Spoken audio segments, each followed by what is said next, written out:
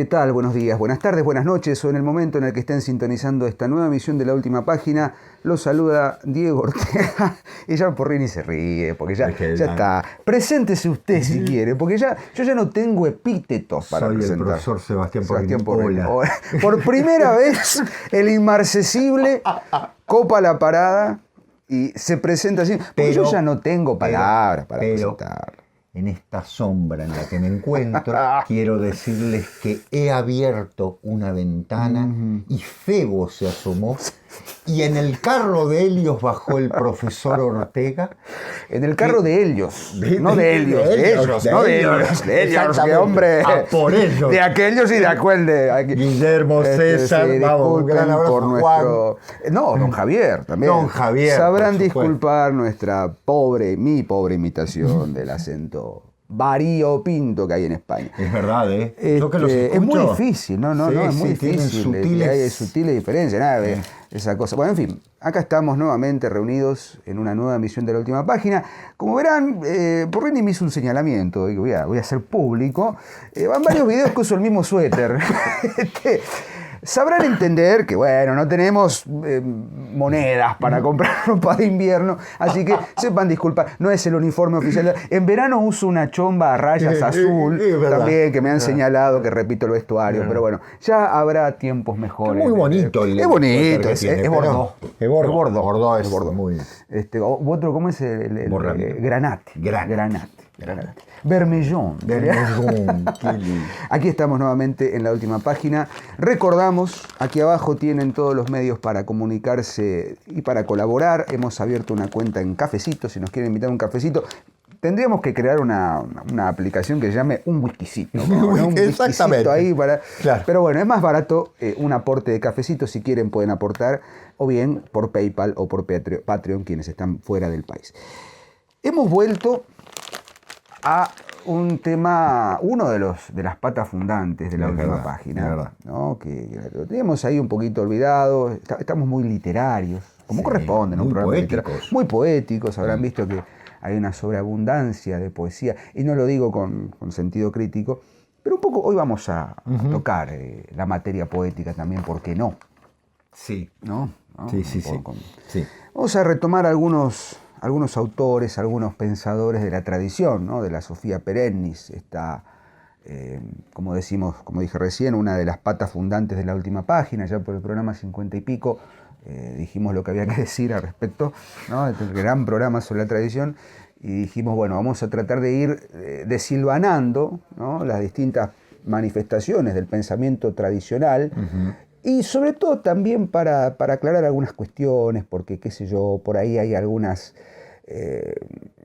totalitarismos en cuanto a la tradición que conviene también despejar, y obviamente esto es para seguir debatiendo y para seguir leyendo. No, bajo ningún punto de vista creo que tenemos la verdad absoluta, sino, como decimos siempre, tratamos de abrir caminos. Y en el día de hoy vamos a irnos a Rusia nuevamente, vamos a irnos a Bielorrusia, en rigor de verdad, vamos a irnos a la ortodoxia, vamos a irnos al arte de los iconos o de los íconos, y vamos a tratar, por lo menos en mi caso, trataré de acompañar a Sebastián en el comentario de Pavel Florensky.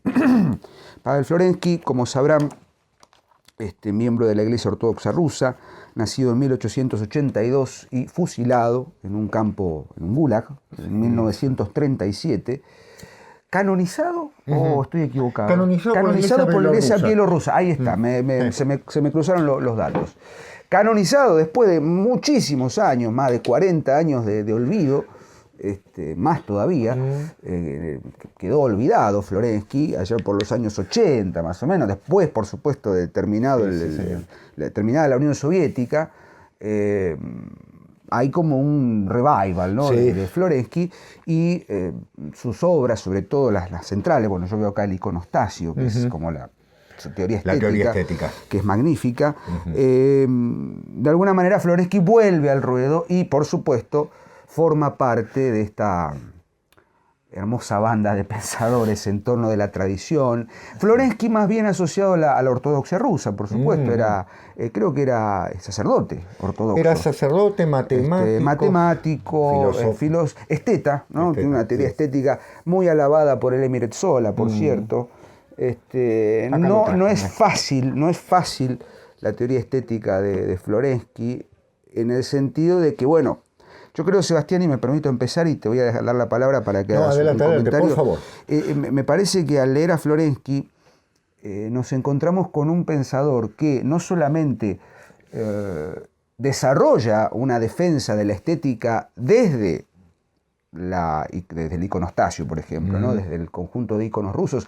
Hay un postulado fuertemente arraigado al arte sagrado del icono. ¿Por qué el icono tiene 3 dimensiones, ¿no? El rostro, el semblante y la máscara? Ahora vamos a hablar un poquito de ello. Bien. Pero además, y acá está lo interesante, y Sebastián, vos lo desarrollás muy bien en tu capítulo dedicado a él en Los Otros, que pueden conseguir en Sofía Casa Editorial, o en Matrioska, siempre que sea de Matrioska. Compren siempre en la página de Matrioska, no compren en Amazon, porque hay... Está adulterado el libro, sí. Hay otros apócrifos. Hay una Avellaneda que debe estar haciendo sus... Bueno, en fin, hecha la aclaración, digo, en el capítulo que le dedica a Sebastián, está muy bien planteado esto que hay que señalarlo. En Florensky hay una posibilidad de hacer conexiones entre 2 tradiciones como son la ortodoxia rusa y el cristianismo no ortodoxo. Exactamente, ¿no? Latino, digamos. Latino con eje vertical en el platonismo. Platonismo y neoplatonismo. Porque de alguna manera, coincidirás conmigo, buena parte de lo que Florensky plantea como teoría estética está sostenida o, digamos, avalada por aquello de, bueno, hay algo que se manifiesta en el topos uranoso, en el topos uranos, en el eidos, el eidos, ¿no? Claro, la idea. Platónico, que luego se proyecta sombríamente en las imágenes, en el mundo sensible. Y la función de la estética, la función del arte tradicional, del arte sagrado, es justamente captar esa esencia arquetípica de la totalidad en el uno. ¿No? Del en al pan, como dice en griego. Que es muy interesante porque esa totalidad se difumina, ¿no? se manifiesta en distintas imágenes, valga la redundancia. Sí. Y el ícono, de alguna manera, es símbolo de aquello que se manifiesta en una totalidad. Pero es un ícono en tanto que no hay fiorituras, no hay sobreadornos. Tiene que mostrar la esencia de la cosa tal como es. Sí, no como proyección imaginaria de la cosa, sino como la cosa en sí. Exacto. Ahora, para llegar a esa, aprehensión metafísica, debe haber, por supuesto, una instancia de contemplación y una instancia de penetración dentro de la experiencia suprarracional. Pero no quiero extenderme, me gustaría, Sebastián, que hicieras un semblante o una introducción a Florensky, si te parece. Bueno, pero más o menos creo que... Está perfecto lo que has dicho. Vamos a pensar que es una persona que perteneció a una generación de rusos.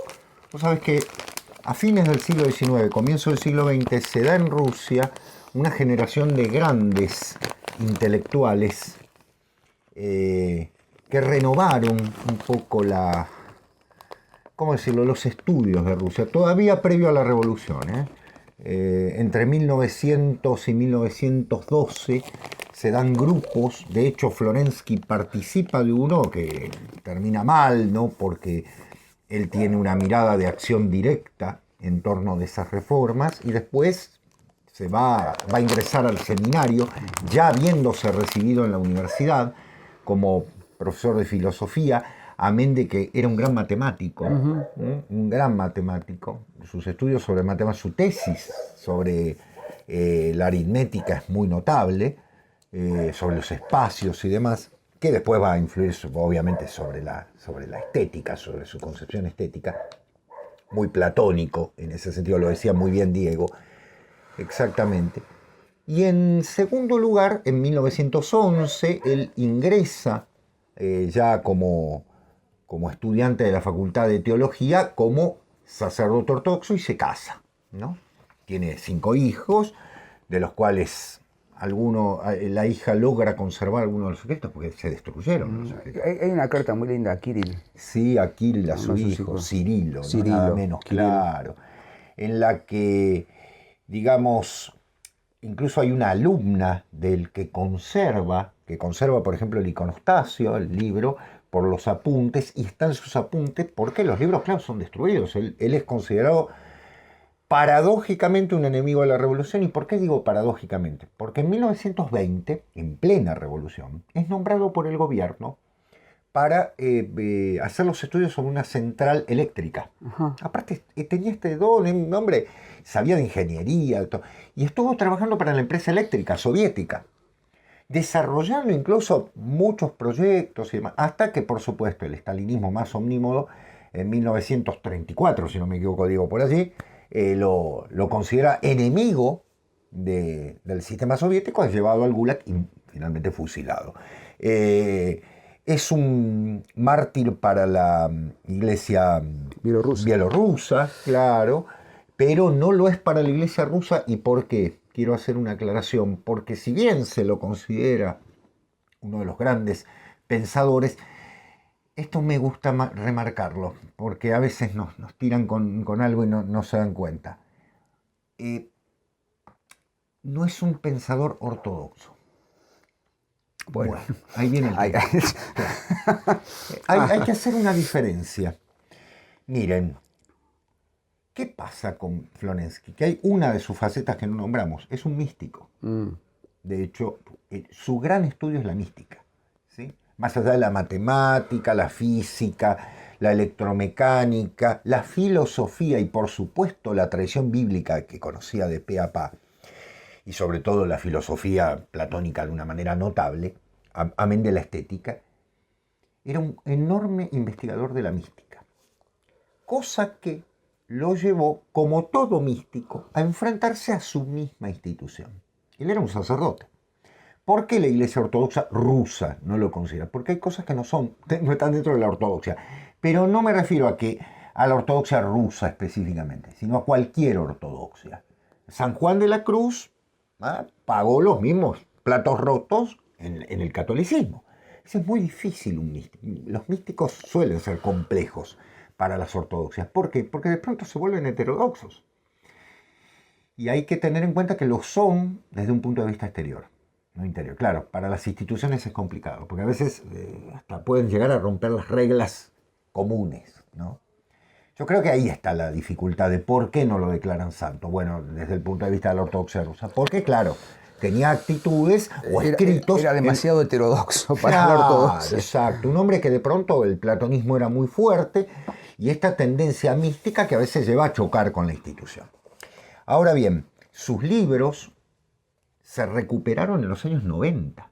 Hay que Yo dije 80, pero bueno, sí. Claro, claro, yo... sí, Diego, más o menos. Es decir, recién se empieza a rehabilitar la profundidad de Florensky gracias a los escritos que habían conservado, ya les digo, alumnos, algún sobrino perdido por allí, los hijos ya muy mayores, los nietos, que lograron conservar algunos secretos porque lo habían borrado, ¿no? Como se hacía en la Unión Soviética con un pensador que no estaba de acuerdo con el sistema.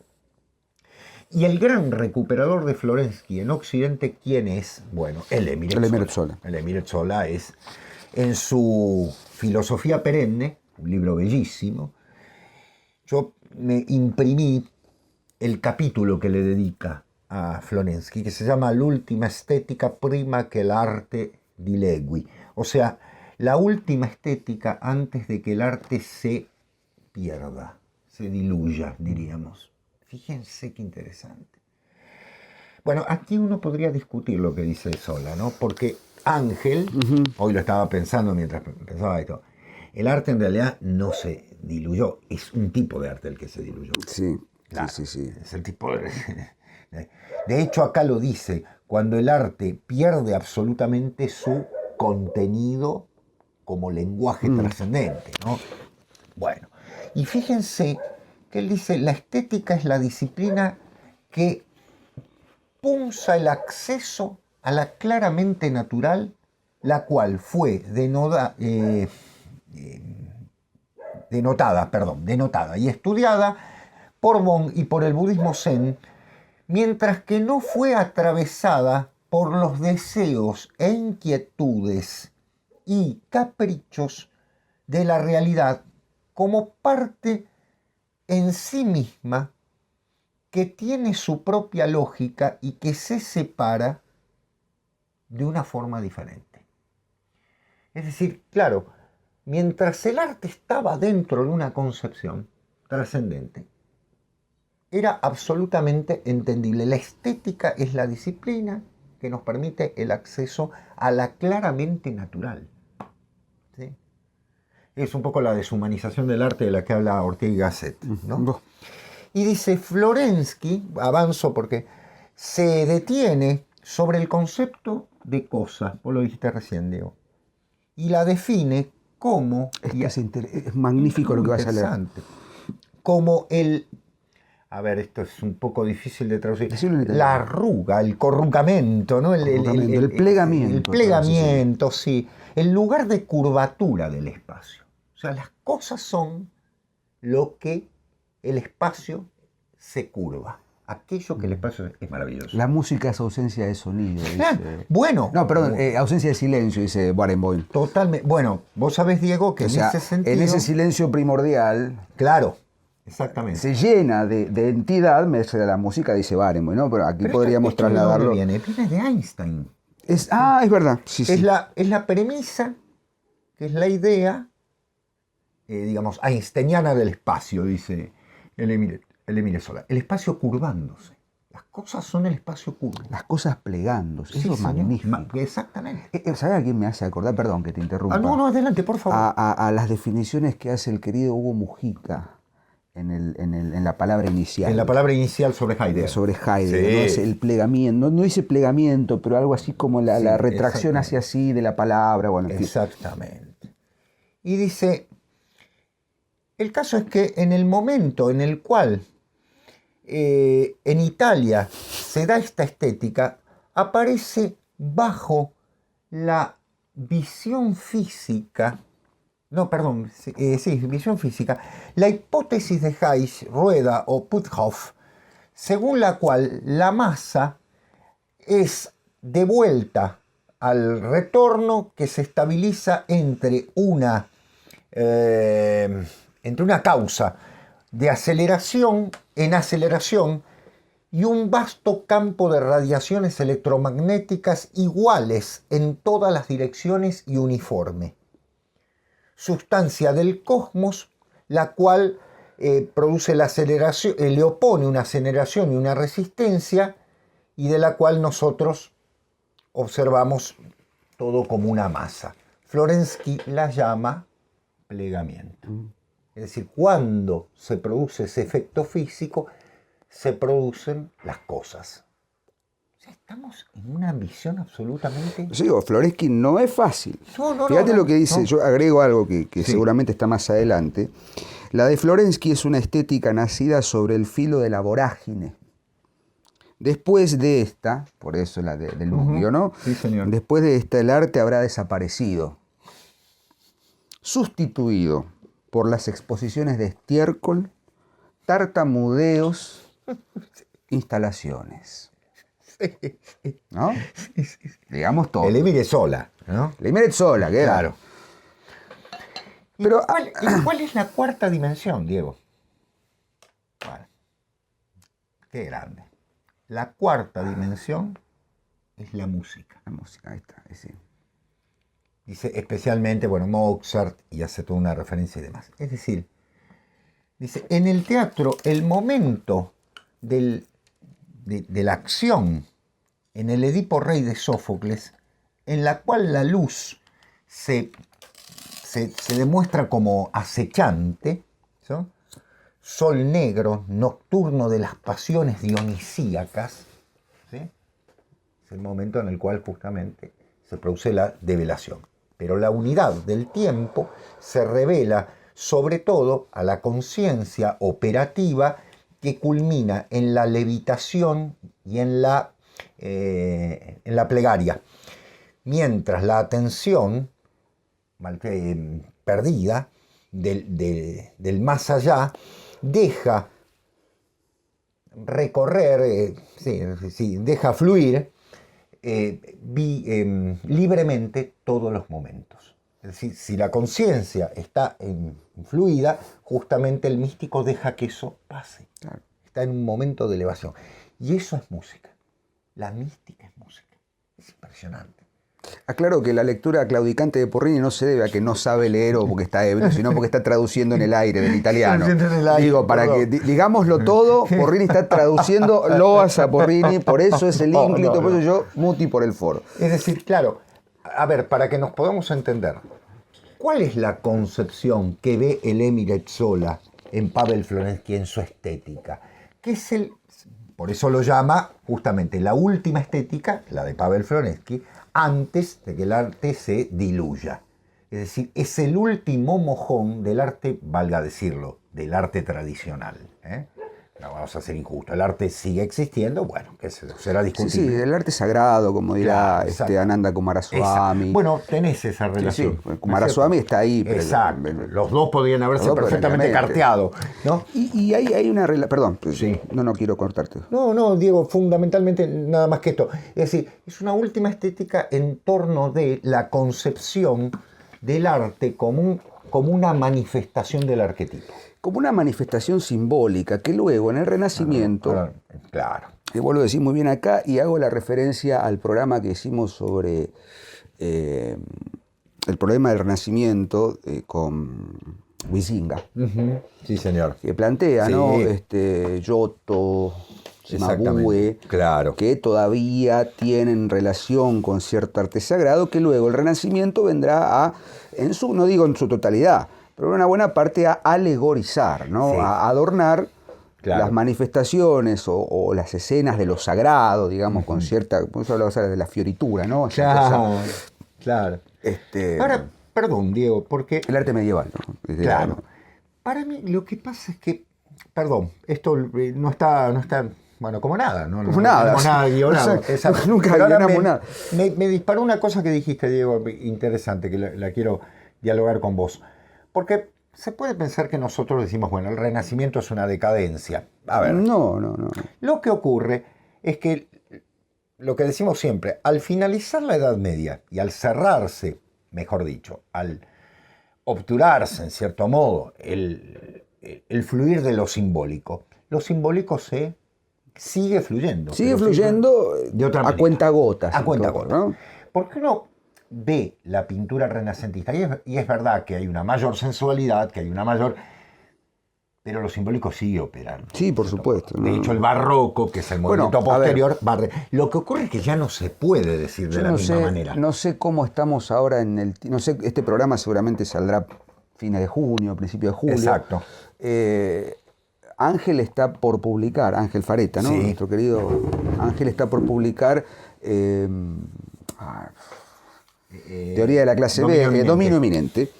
Y en ese libro Ángel desarrolla muy bien, por fin, el famoso concepto de arte o datos tradicionales en diáspora desde el otoño de la Edad Media. Sí. Entonces el concepto de diáspora, en ese sentido, yo creo que está muy bien lo que plantea el Emiret Sola y de alguna manera, yo creo que Ángel lo leyó, por supuesto, aunque no lo declare públicamente, yo creo que lo ha leído, sí. Esa diluvio, ¿no? esa diluyéndose, ¿no?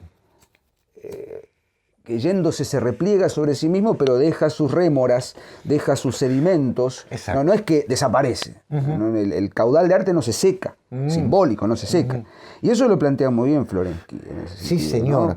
¿No? Se quedan resabios, por eso el platonismo en Florensky. Claro. Y por eso, en todo caso, las posibles críticas a su ortodoxia. Totalmente.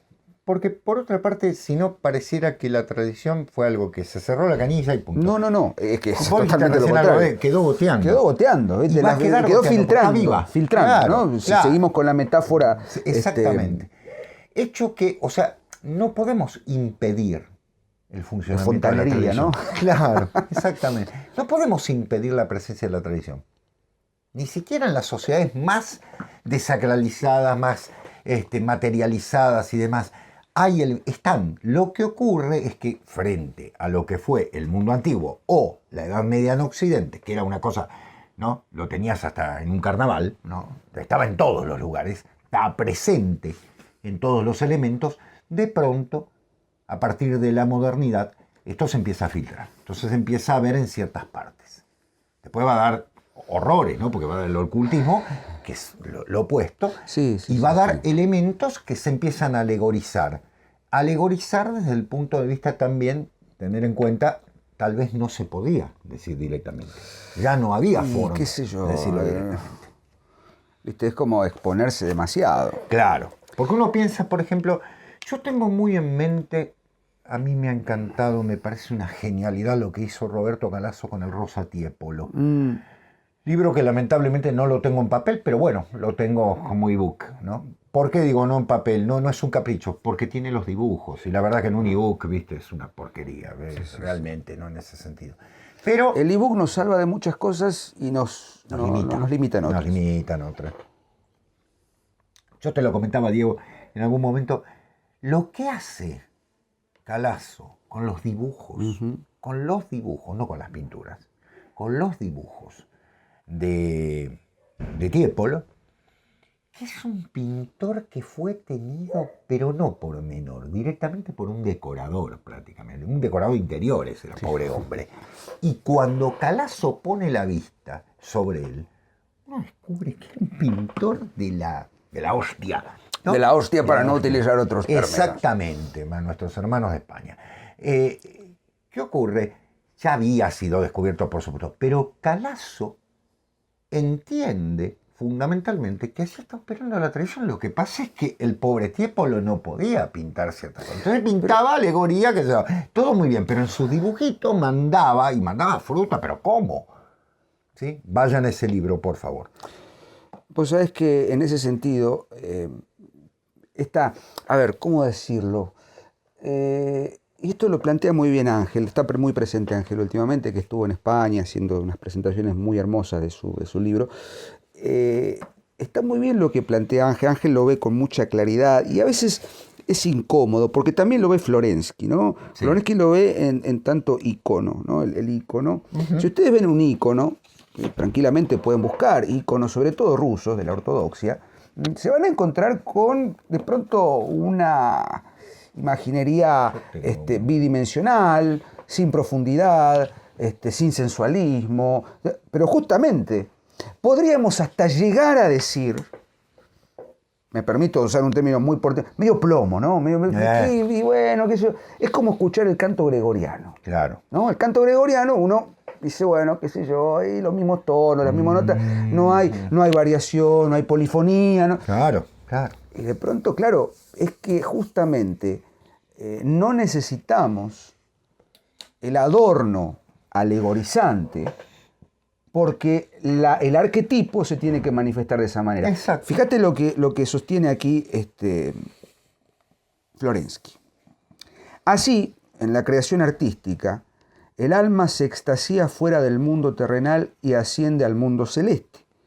Allí, sin imágenes, desnuda, digamos, se nutre de la contemplación de la esencia del mundo superior.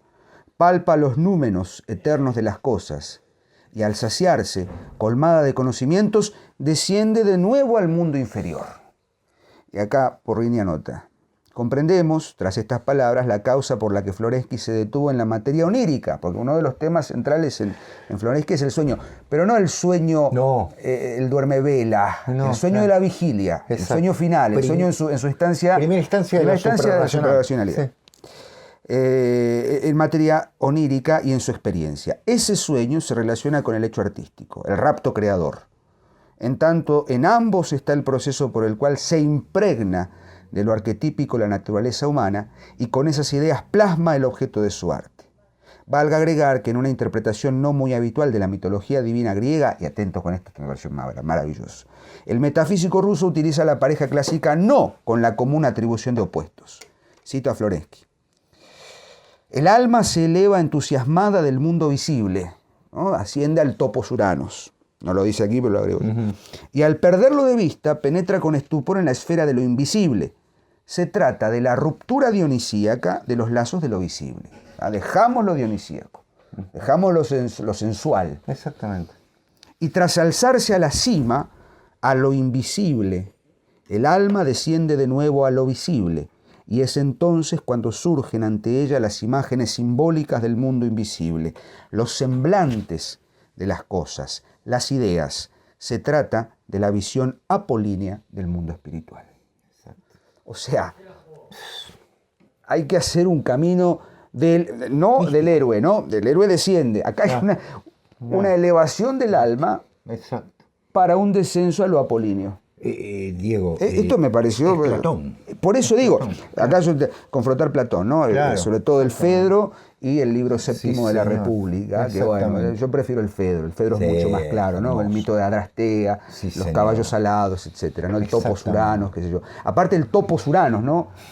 Urano, el lugar del cielo, claro, o sea, la elevación absoluta. Totalmente, lo celestial. Es decir, la contemplación del ícono, según Florensky, nos tiene que llevar no a ver el rostro, o sea, me corrijo, veremos el rostro de Dios, o de lo divino, o de lo inefable, o del apeiron, o de lo inmarcesible, de lo incognoscible, todas las atribuciones que quieran.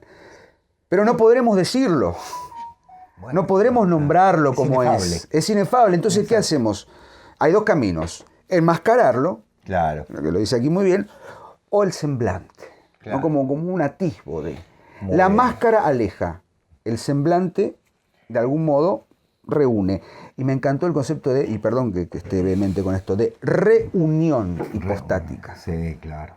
¿No? Claro. Reunión hipostática. Exacto. Y por eso también esa posible crítica que se le hace a Florensky o esa admonición de, bueno, su ortodoxia está floja de papeles, digamos, ¿no? Bueno, el tema es que es demasiado flojo que lo fusilan, ¿viste? Es más claro. Porque la problemática está en esto. Ustedes saben que la discusión es las imágenes. ¿Qué son? Es decir, en todas las tradiciones, generalmente las imágenes se convierten, no deben convertirse en ídolos. Ahí está el tema. Una cosa es el eidolon y otra es el ícono, ¿no? Los rusos y toda la ortodoxia, los griegos sobre todo, fundamentalmente, tienen el trabajo del ícono, en tanto es la percepción, como bien decía Diego, la percepción... No me ofendo con el nuevo griego le dije, ya está contento. La percepción de eso justamente que vos decías, de ese mundo inefable. La imagen, fíjense, miren qué bonito lo que dice. Orientar la atención de los fieles es una de las condiciones necesarias para desarrollar su vista espiritual. Lo resalté, vista, no vida, vista espiritual. Es decir, esto también es educado en torno de una visión espiritual. Eso es el icono. A mí me gusta ese verbo, orientar. Orientar. Que no señalar. No, claro, claro. Y en los iconos que analiza Florensky, y retomo lo que decía el Emiret Sola, ¿no? Es una estética de la cosa. No es menor, esto lo hablaba el otro día con Fernanda justamente, ¿no? Le decía, bueno, no, toda puesta en ese, estamos viendo una película, no hay nada que esté puesto al azar. Claro. No hay una palabra, porque todo tiene que orientar hacia algo que no está dicho explícitamente. Exactamente. El pluribus unum, claro. Et in unum omnia, ¿no? Exactamente, muy bien, Diego. Perdón. Porque fíjate que dice, porque la veneración del ícono pasa al arquetipo. Es decir, ¿para qué sirve el ícono? El ícono sirve para orientar. Es decir, me concentra. Por eso muy bien lo que dijo Diego, no hay sensualismo.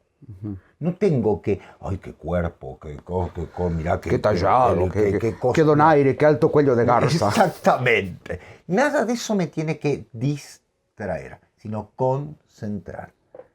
Es decir, así como el canto gregoriano o como los mantras budistas o los mantras hindúes, ¿no? Uno escucha realmente y lo primero que se te ocurre es decir, me duermo. Me duermo, me martillo un dedo, no sé. Uno escucha una cosa. Pero de pronto, en la persona que está educada, en el sentido de que despierta una segunda percepción, ese ritmo, que el canto gregoriano en Occidente lo tiene, ese ritmo, esa melodía y esa armonía llevan a que la mente se concentre. Es música de concentración. Concentrarse no en el sentido de concentrarse en uno mismo solamente, sino en el centro. Centro. ¿Sí? Es decir, la esencia pura. El ícono, dice Florensky, debe perseguir esa vitalidad. Debe buscar vitalidad, no dije justamente. La vista hacia el elemento trascendente. Y fíjense una cosita más en torno a esto. Cualquier representación, debido a su inevitable carácter simbólico, manifiesta su propio contenido espiritual de un modo no diverso al modo de nuestro ascenso espiritual de la imagen al arquetipo. Cualquier representación, ¿qué quiero decir? O sea, ¿a qué se está refiriendo específicamente? ¿Cómo es esto de cualquier representación? Porque realmente el ícono, que es todo un modelo de producción y demás, que hay un arte detrás, y no solo un arte, hay una iniciación para hacer el ícono. No me puedo poner yo a pintar un ícono, yo no puedo pintar nada, ni una pared. Pero quiero decir, hay una preparación previa para eso. Es justamente el hecho de que yo vea que eso es el sustento de algo que está más allá. ¿Me explico? Es decir, el arquetipo no puede ser representado, pero el ícono es su representación, en tanto es lo más cercano espiritualmente a lo que representa la idea. Si por el contrario el contacto con la esencia espiritual no ha tenido lugar, el ícono no posee en general ningún valor. Y ahora me van a decir, ¿qué adjetivo pondrían? Yo creo que por eso soy un admirador de Florensky. ¿Ningún valor de qué? ¿Estético? ¿Sensual? No, como corresponde. Cognoscitivo. Cognoscitivo. Porque es un problema de conocimiento. Es un problema noceológico. El problema noceológico está en esto. Hemos perdido una dimensión de conocimiento. No es que nosotros insistamos con esta idea de que pero son unos conservadores que quieren... No, tranquilos, nada de eso. Al contrario, no es que neguemos. El ser humano tiene dimensiones del conocimiento. No son, ojo, no es inteligencias múltiples, por favor. Por favor, les pedimos. Hablando de... Vamos a hacer un recreo sobre eso. Totalmente. Porque tengo unas ganas de decir tantas cosas. Tengo unas ganas de decirlo todo que ni te das idea. Bien, vamos a hacer un recreo sobre eso. Cuando hablamos de niveles noceológicos o de conocimiento cognitivos, yo les planteo esto para simplificarlo, ¿sí? Todos tenemos un conocimiento de carácter infrarracional, llámenlo como quieran, inconsciente, lo inconsciente, lo inferior, como ustedes quieran. Subconsciente. Subnormal. Bueno. Disminuido. Ojo, es parte. El profesor está terrible. Es parte del ser humano, ¿sí? No lo niega Florensky. No lo niega ninguna tradición. No hay nada nuevo en decir que. El hecho es, ¿me sumerjo? Bueno, en ese sentido, los elementos que están comportados allí, yo por eso me niego a llamarlos arquetipos. Perdón, Jung, por quien tengo un enorme respeto. Pero Jung ¿considera eso arquetípico? No. Arquetipo es algo que me eleva, no que me sumerge. ¿Sí? Yo lo llamaría, en todo caso, en un sentido, en vez de simbólico, lo llamaría lo opuesto. Lo que pasa es que me da una palabra que es fea, que es diabólico. Porque lo opuesto de simbólico es diabólico. Diabólico. Es lo que, claro, es lo que separa. Bueno, vamos a decir catabólico, ¿no? Que lleva hacia abajo. ¿Sí? O sea, están invertidos. ¿Me explico? Si no me explico, en algún momento lo desarrollaremos. El nivel racional, fundamental, para comprender la realidad empírica y racional del mundo, pero fundamental, el lenguaje racional. El lenguaje racional, ¿sí? Ya lo hemos dicho en otro programa, Y hay otro carácter. Ese ha sido dejado de lado. Eso es lo que viene a decir Florensky. El nivel arquetípico, si se quiere simbólico, ¿sí? El ser humano tiene una dimensión de conocimiento. Por eso cuando él habla de negación de lo cognoscente, yo dije, es genial, está estupendo, alguien al fin lo está diciendo directamente. Guénon lo dice también. Es decir, hemos negado la capacidad suprarracional, por llamarla de una manera, del ser humano de comprender simbólicamente. Bueno, pero eso es materia de la modernidad. En materia de la O sea que modernidad. el otro día lo hablaba en quinto año de literatura. Te Vos escucho. preguntarás cómo y cómo llegué a eso. Bueno, Bueno, no importa. es una cómo. clase. Una clase. Claro, exacto. Entonces les decía, bueno, la modernidad se encargó de oscurecer toda forma, para que entendieran, porque si les hablo de suprarracionalidad No, y qué sé claro, yo, no, está bien, digo, está bien. Lo adecuaste. el ejercicio era definamos el concepto de percepción. Ajá, ¿no? bien. Hay percepción sensorial y hay algo que opera dentro de la percepción anímico-espiritual, como dice Ángel, ¿no? No usa la palabra, pero bueno. Entonces le digo, ¿qué es la libertad? No, yo no puedo definir la libertad, pero sí puedo definir lo que es el frío, lo que es el calor. En tanto, el cuerpo, si tengo frío me abrigo, si tengo calor, busco aire. En cambio, yo digo, vos, ¿qué es para vos la libertad? ¿Qué es para vos la libertad? Cada quien tiene una percepción. Totalmente. ¿Qué llamaremos? Anímico-espiritual, psicológica. Exacto. Entonces, digo, la modernidad se encargó de oscurecer. ¿Qué quiero decir con oscurecer? Digo, no quiero decir que lo borró de un plumazo porque no pudo, justamente. No pudo. En el oscurecimiento las cosas se alejan, como dice Goethe, ¿no? Alles nach de Werdefer, ¿no? En el atardecer todo se aleja, exactamente. porque el atardecer oscurece. Exacto. En cambio, en el alba, todo se ilumina. O sea, eso es como la noche oscura del alma, bueno, ahí podríamos hacer todas las conexiones que querramos. Totalmente. Y en ese sentido, lo suprarracional, justamente, es aquello que quedó oscurecido. Quedó ahí, claro. o invertido. Claro. ¿No? Claro, digo, por eso esta idea de que el arquetipo ahora está en el infraconsciente, Exacto. cuando en realidad tendría que estar en el supraconsciente. Es como si diéramos vuelta a un símbolo, ¿no?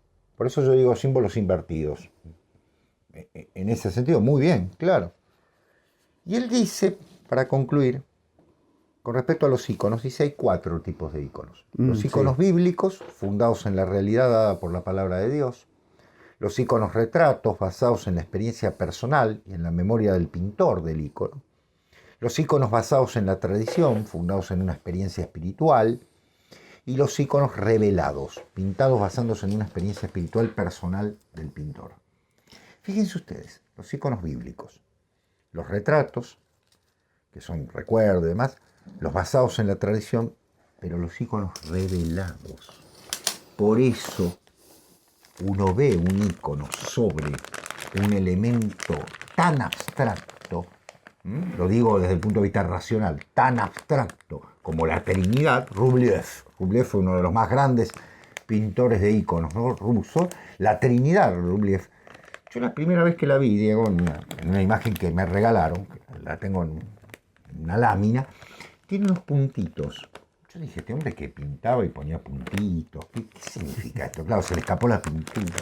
No, esos puntitos son de alguna manera la percepción de una instancia superior.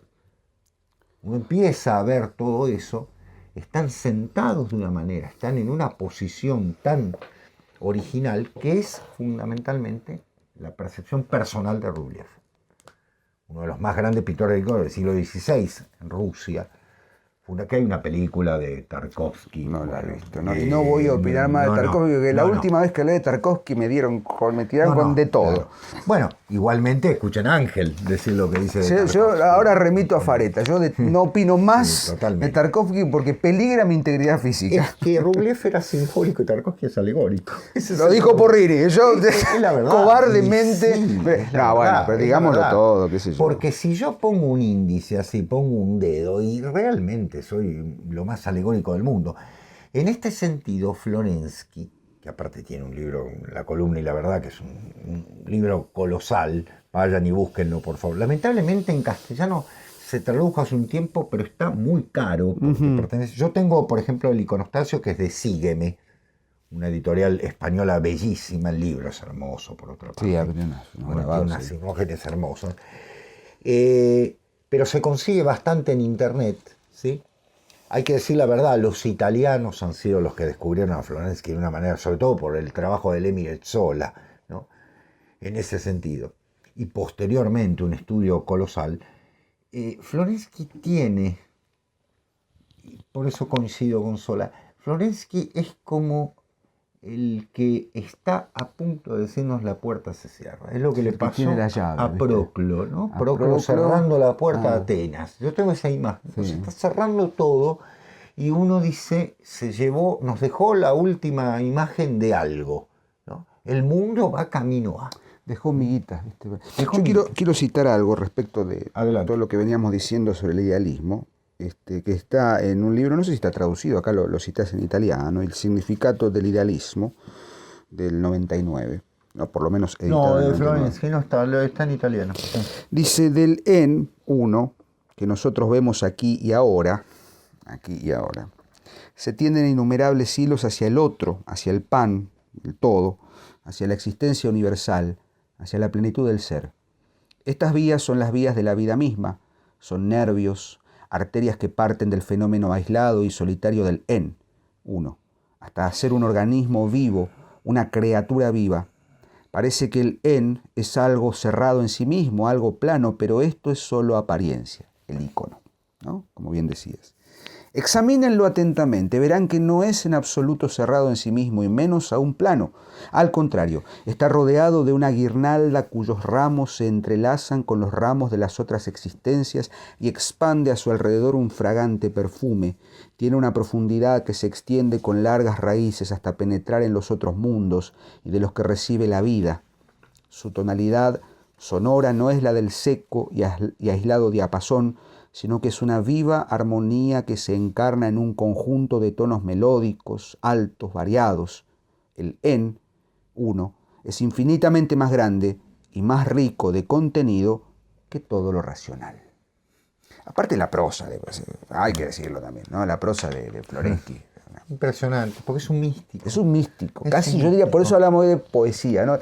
Hay una cuestión allí, ya nos fuimos un poco de tiempo, pero todo el apartado sobre la lengua que plantea, sí, señor. parece interesante, qué sé yo, Exactamente. podría leerlo, pero no sé cuánto vamos, sí, casi 50 minutos, pero bueno, una pastillita para empezar a pensar en Florensky. Yo creo que vayan a Florensky, fundamentalmente, y después de leer a Florensky, vuelvan a leer a Dostoyevsky.